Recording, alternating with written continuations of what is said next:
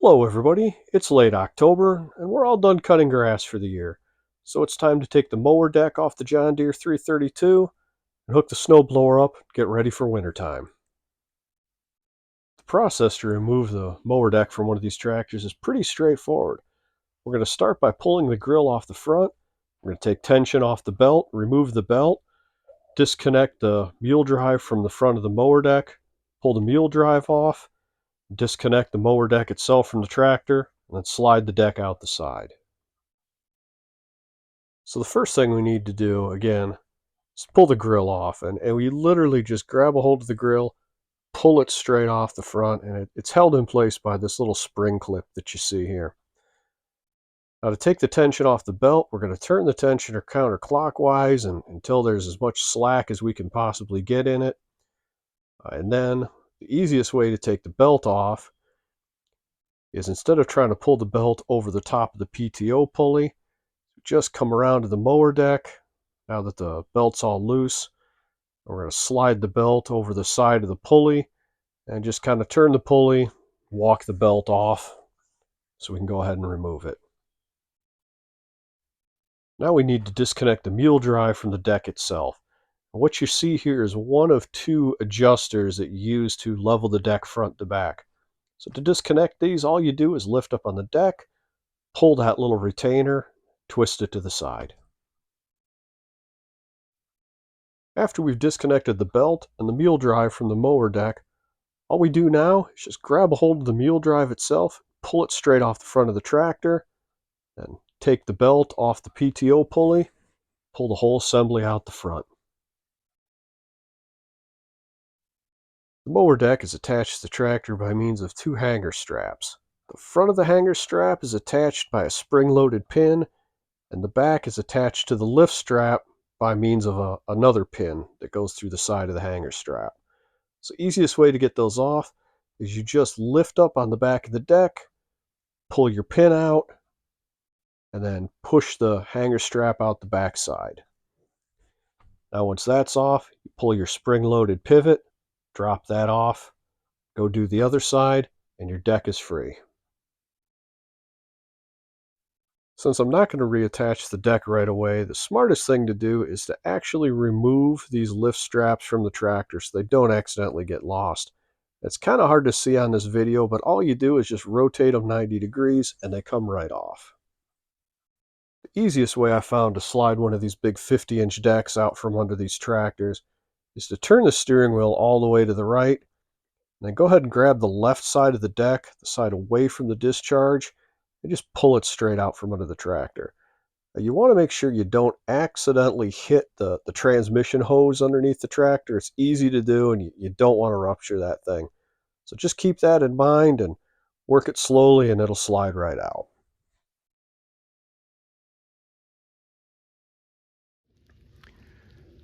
Okay, we've got the mower deck removed, got the snowblower pulled into place, and it's starting to rain, so that's fun. Before I get any further, I wanted to point something out, and this is a question that comes up all the time. Okay, these snowblowers are driven by a belt that goes around the PTO pulley at the top of your screen, the middle pulley that you see on the snowblower, the top little one is a tensioner, and then the bottom is a drive pulley.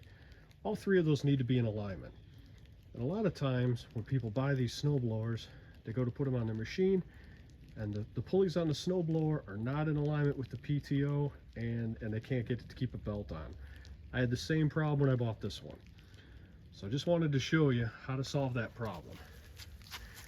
If you look on this drive pulley, you see there's a little Allen screw right here that's on top of this key.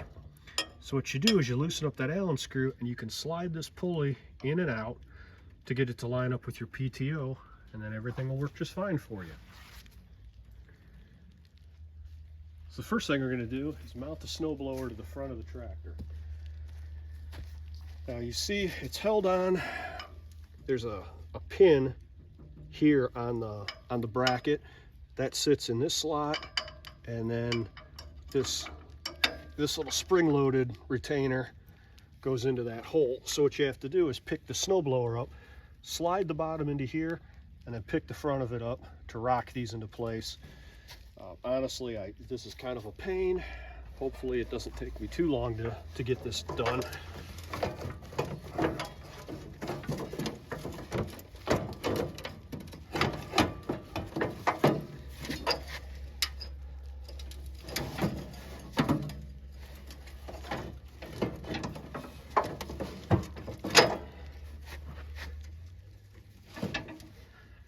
It slid in easier than it usually does. Okay, once you got these over the bracket, you can rotate them to unlock them, lift up on the front of the snowblower, and you should hear them snap into place. There you go. Snowblower's on. The next thing I usually do is put the belt on. Now, this is really hard to see, but the belt's going to go around the PTO pulley. The tensioner slides off to, as you're standing in front of the tractor, your left-hand side. The belt will pass around the right side of the tensioner, go around the drive belt. But the tensioner is under a lot of spring-loaded tension. So if you feel down on the right-hand side, you'll feel a little lever. If you pull that lever up, it'll take the tension right off that tensioner pulley.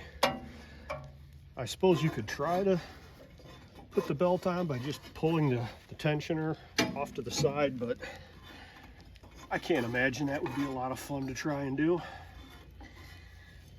So it goes around the drive pulley to the right side of the tensioner, goes around the PTO pulley, and you just take that lever that you moved a moment ago, push it back over center,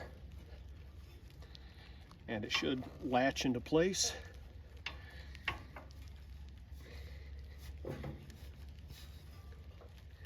There you go.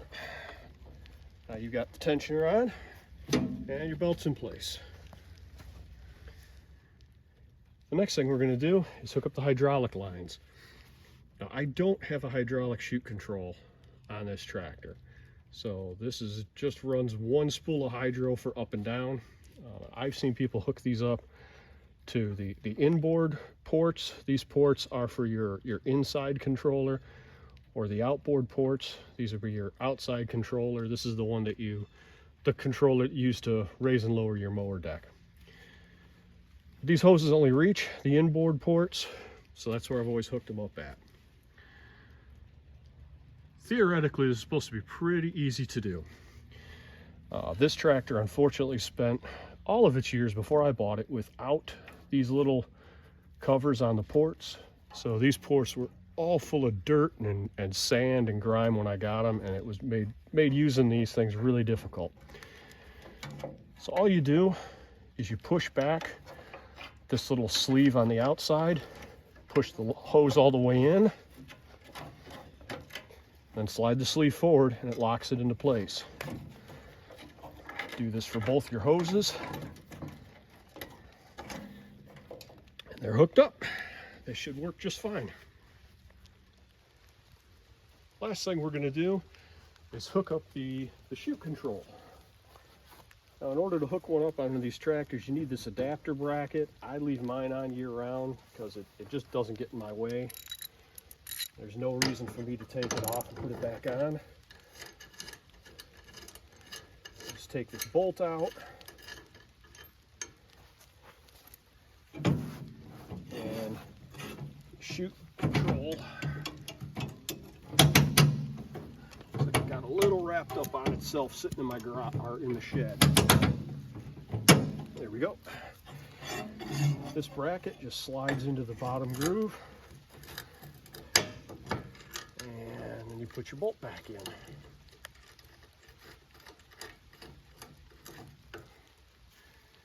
And as with everything, don't over tighten it, don't strip these out. It's kind of a pain if you do. There we go.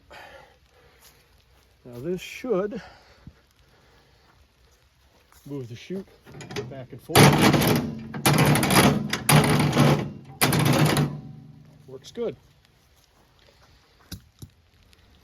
Now we just need to reinstall the grill, start the tractor up, make sure everything functions properly.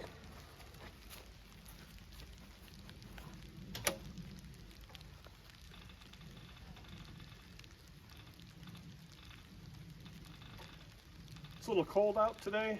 So we're just letting the glow plug cycle.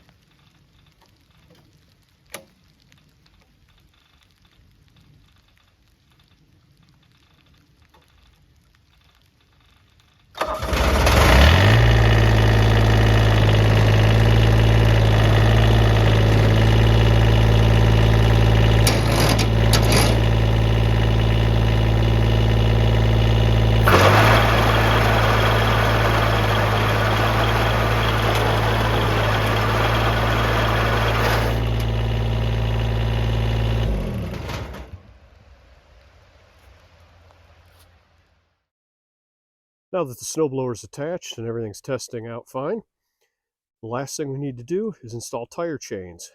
And just a word of caution, if you put tire chains on one of these machines that has the rear brakes, make sure your wheels are set to wide stance, not a narrow stance. First time I put chains on this, I had them on narrow stance, and the chain came around and was hitting that little brake lever every time the wheel came around. So if you're going to put chains on them, make sure your wheels are in wide stance. The first thing I usually do when I'm going to put tire chains on is I deflate the tires. I don't want them all the way flat. I don't want them on the ground. I just want to take enough pressure out of them that they're nice and small, I guess. So I'll put the chains on, get the chains as tight as I can get them, and then when I reinflate the tires, they'll expand, keep the chains from slipping around. That way I don't have to put bungee cords on them or anything like that. Just the chains.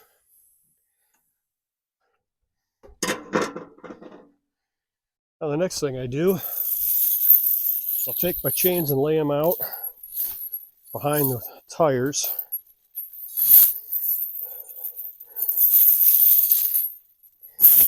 And make sure when I lay them out that the latches are on the outside.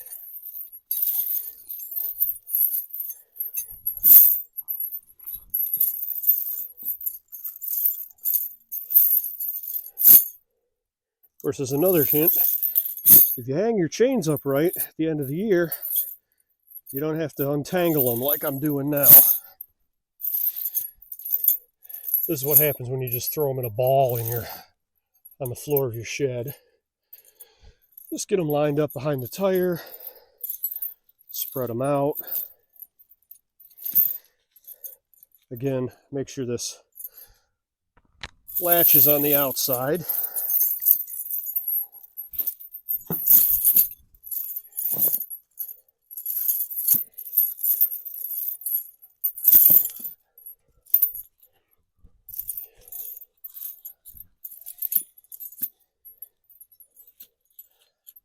Now, next thing I'll do is put the tractor into freewheel and pull it back over the chains. On this machine, there's a little latch on the right side under the seat.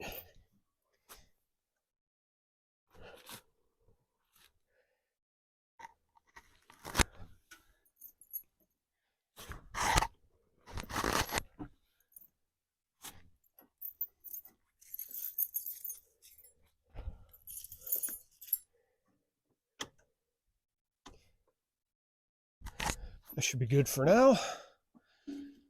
Take it off of freewheel. And we're just gonna take the chain, roll it up and over the tire. This is where it gets to be kind of a pain.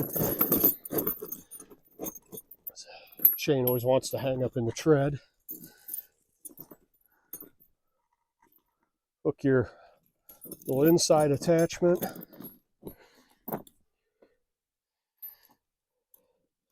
Figure out how tight I can get these. I swore I could get it tighter than the second one.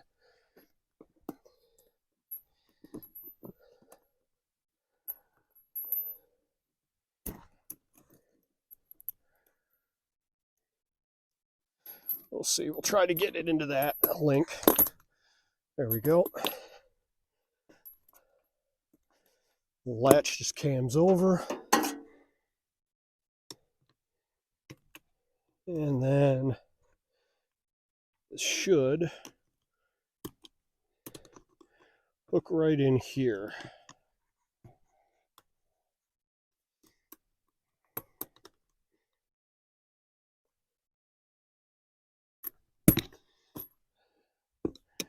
Some reason that wants to be a pain. There we go.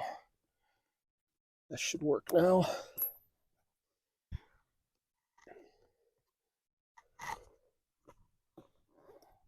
There we go.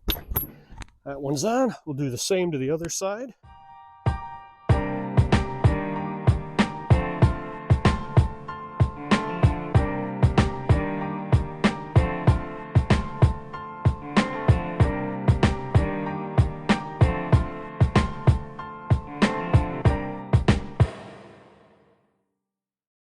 One additional thing I'd like to point out real quick about these snow blowers and others like it John Deere's made over the years, a very important safety feature. This auger is kind of locked into place on the drive mechanism by use of a shear bolt and a nut. Just one shear bolt and nut locks this auger into the drive. And you see up here on this tab, there's 4 extras in there. What that shear bolt is designed to do is if you hit something hard with your snowblower, in my case a few years ago, I ran over an oak limb I didn't see in the snow. And instead of tearing up your snowblower and tearing up your tractor, that little shear bolt just snaps loose. So I would highly suggest, if you buy one of these snowblowers used, you get rid of any bolts that are in that little bracket. You get rid of whatever bolt the previous owner has on that snowblower, on the auger. You go buy brand new shear bolts and you use them. All too often, people snap one of those bolts and they just go grab something in their garage, they throw it in there and don't think anything of it. If you've got like a grade 5 or a grade 8 or something like that in there and you hit something that's going to lock that auger up, you are going to tear up your machine. That's all there is to it. We switch from mowing grass in the summer, getting ready for snow in the winter. Thank you again for watching. Please like and subscribe, and I will see you on another episode.